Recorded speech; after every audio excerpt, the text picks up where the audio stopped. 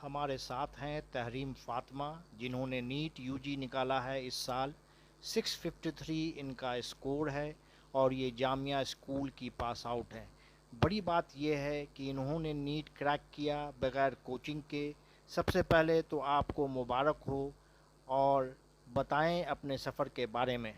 जी, जब मैंने अपना फ़र्स्ट अटेम्प्ट दिया था 12th के साथ, तो उसमें मैंने 437 स्कोर किया था। उसके बाद फिर मैंने ऑनलाइन ही पढ़ाई की, पीडब्ल्यू से किया था मैंने। तो उसमें मैंने यकीन बैच एनरोल किया था एंड देन वहाँ से फर्स्ट अपना जब मैंने अपना फ़र्स्ट ड्रॉप लिया था, मैंने वहाँ से कंप्लीट किया। देन मेरा सेकंड अटेम्प्ट में मेरा 587 था लास्ट ईयर मार्क्स, कुछ मार्क्स से मेरा रह गया था सिलेक्शन। देन फिर मैंने एक और ड्रॉप लिया। उसके बाद उसमें मैंने सेल्फ स्टडी की है। मैंने कोई बैच वगैरह नहीं ली थी, नोट्स वगैरह थे ही। मोस्ट मेरा जो फर्स्ट ड्रॉप ईयर में मेरी मिस्टेक्स थी उसे मैंने नहीं रिपीट की। लाइक एनसीईआरटी पे फोकस नहीं किया था मैंने, तो इस बार मैंने एनसीईआरटी पे अच्छे से फोकस किया था, क्योंकि नीट के लिए एनसीईआरटी बहुत ज़्यादा इंपॉर्टेंट है। तो इस बार 653 स्कोर किया मैंने। अच्छा, नीट में बहुत सारे एनसीईआरटी के अलावा और किसी भी रेफरेंस बुक की कोई भी ज़रूरत नहीं है। बहुत सारे स्टूडेंट सोचते हैं कि एनसीईआरटी शायद इनफ नहीं है, हमें और भी बुक्स पे जाना चाहिए। पर मैंने तो सिर्फ एनसीईआरटी की है, और मैं भी यही देना चाहूँगी सबको कि आप एनसीईआरटी पे ज़्यादा अच्छे से फोकस करें, क्योंकि एनसीईआरटी से बाहर कुछ भी नहीं आता है। चाहे वो फिजिक्स की हो, केमिस्ट्री हो या बायोलॉजी, आपको तीनों ही एनसीईआरटी को इक्वली ट्रीट करना होगा, क्योंकि एनसीईआरटी से ही क्वेश्चंस आते हैं। और पीवाईक्यू से भी मुझे काफ़ी ज़्यादा हेल्प हुई थी, मोस्टली फ़िज़िक्स में और केमिस्ट्री में। फ़िज़िक्स के लिए भी पीवाईक्यू काफ़ी ज़्यादा बेनिफिशियल रहे हैं। मैंने लास्ट 24 ईयर्स के पीवाईक्यू सॉल्व किए थे मैंने, और नोट्स के क्वेश्चंस ही लिए थे। तो उसके अलावा मैंने कोई भी बुक एक्स्ट्रा नहीं पढ़ी थी एनसीईआरटी के अलावा। तो एनसीईआरटी पे फोकस रहना है, और पीवाईक्यू पे ज़रूर मतलब बहुत ज़्यादा प्रैक्टिस करनी।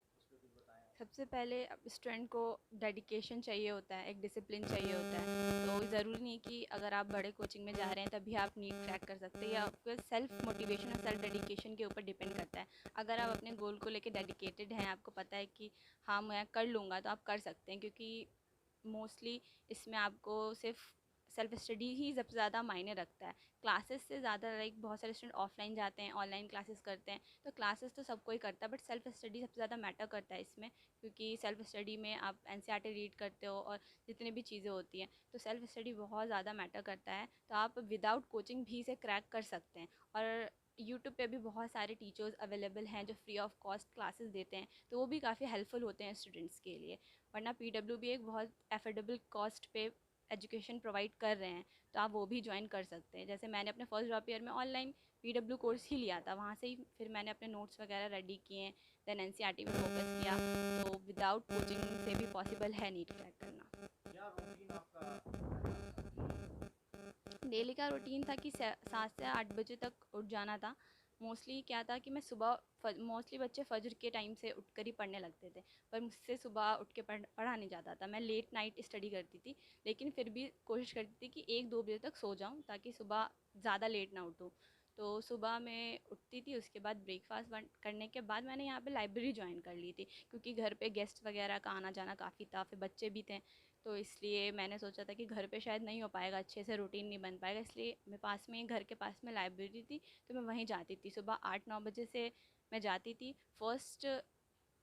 तो मेरे जो टाइमिंग्स थे ना, वो ब्रेक्स में होता था। लाइक ऑब्वियस हम लोग 6 से 8 घंटा लगातार नहीं पढ़ सकते हैं, तो आपको ब्रेक्स में करना चाहिए। जैसे मेरा एक पहला जो ब्रेक होता था वो 3 आवर्स पे होता था, देन सेकेंड शिफ्ट स्टार्ट होता था, तो पूरे दिन का मैं 3 शिफ्ट करती थी पढ़ने के लिए।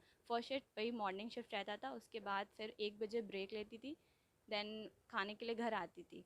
तो उसमें हाफ़ एन आवर 1 आवर तक मेरा घर पे लग जाता था उस टाइम पे। फिर घर यहाँ से वापस जाने का सेकेंड शिफ्ट चलता था, जिसमें मैं मोस्टली फ़िज़िक्स पे फोकस करती थी। जैसे कि बहुत सारे बच्चे को टाइम मैनेजमेंट नहीं आ पाता है कि कैसे करें कैसे नहीं करें।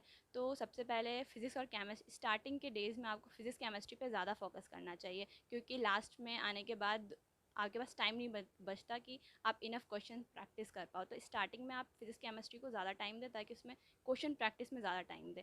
और बायोलॉजी के लिए वही है कि आपको एनसीईआरटी हर रोज़ रीड करना मस्ट है। ये बताएं। जी, मेरे बड़े भाई डॉक्टर की मेडिकल स्टडी कर रहे हैं, पर वो आउट ऑफ इंडिया से कर रहे हैं, फ़िलीपींस से। नीट नीट के थ्रू और भी है मेरे, मतलब 1-2 ने किया है, फिर मैं हूँ। कोर्स पेरेंट्स का कंट्रीब्यूशन बहुत ज़्यादा इंपॉर्टेंट होता है, क्योंकि जब आप ड्रॉपर हैं, क्योंकि 11th-12th में तो ठीक है, स्कूलिंग है, उसमें पढ़ना ही है, लेकिन जब आप ड्रॉप ले रहे होते हो तो पेरेंट्स को भी लगता है कि कहीं टाइम वेस्ट ना हो जाए, 12th कर लिया है, 12th पास आउट है, कहीं एडमिशन नहीं कर रही हो, ये वो। लेकिन मेरे पेरेंट्स ने हमेशा ही मुझे सपोर्ट किया है, क्योंकि फ़र्स्ट ड्रॉप ईयर तो ईज़िली सारे पेरेंट्स दे देते हैं, बट जब और ज़्यादा ड्रॉप ईयर की बात आती है तो उसमें कहीं न कहीं सोचते हैं कि क्या पता होगा, नहीं होगा। लेकिन मेरे पेरेंट्स ने हमेशा मुझे ये बोला, अगर तुम्हें बिलीव है खुद में तो तुम इंशाल्लाह ज़रूर कर लोगी, अपना अल्लाह पे भरोसा रखो, इंशाल्लाह सब बेहतर होगा। बस हार्ड वर्क करना है, करते रहो। कि जब लास्ट ईयर मेरा नहीं हो पाया था तो मेरे पेरेंट्स ने मुझे काफ़ी ज़्यादा सपोर्ट किया था कि कोई बात नहीं, तुम फिर से तैयारी कर लो। उन्होंने ही मुझे सजेस्ट किया था कि तुम फिर से तैयारी करो और एमबीबीएस करो, कि वरना तो बहुत सारे लोग थे जिन्होंने मुझे सजेस्ट किया था कि तुम एडमिशन ले लो, क्यों अपना ईयर वेस्ट करोगी, एक साल तो वेस्ट हो ही गया है, ये वो। लेकिन मेरे पेरेंट्स ने हमेशा ही सपोर्ट किया, और I think parents support system जो होता है बहुत ज़्यादा इंपॉर्टेंट है एक स्टूडेंट के लिए। क्योंकि पेरेंट्स अगर सपोर्ट नहीं कर रहे होते हैं तो वैसे ही सारे लोग तो ऑब्वियस है, वो बोलते हैं कि होगा नहीं हो पाएगा, बहुत बड़ा एग्ज़ाम है। पर अगर पेरेंट्स सपोर्ट कर रहे हैं तो वो ईज़ी हो जाता है एक स्टूडेंट के लिए। तो यही है कि हर एक पेरेंट्स को अपने बच्चे को सपोर्ट करना चाहिए, क्योंकि उसके अंदर जितना पोटेंशियल है वो उसके पेरेंट्स से ज़्यादा कोई नहीं। ऑफ कोर्स है, जब जितने ज़्यादा ड्रॉप ईयर्स होते हैं उतना ज़्यादा डीमोटिवेशन आता है कि लास्ट में फ़ेल हो गया था, पता नहीं इस बार होगा कि नहीं होगा। तो हमेशा ही जब भी मुझे डीमोटिवेशन आता था, मैं किसी से भी बात करती थी, अपने फ्रेंड से, फैमिली से। क्योंकि अगर आप खुद में ही मतलब नेगेटिव थॉट्स आते रहेंगे, जब आप डीमोटिवेट फील करते हैं तो उसमें आप खुद में ही परेशान होते रहेंगे। इसलिए आप शेयर करें।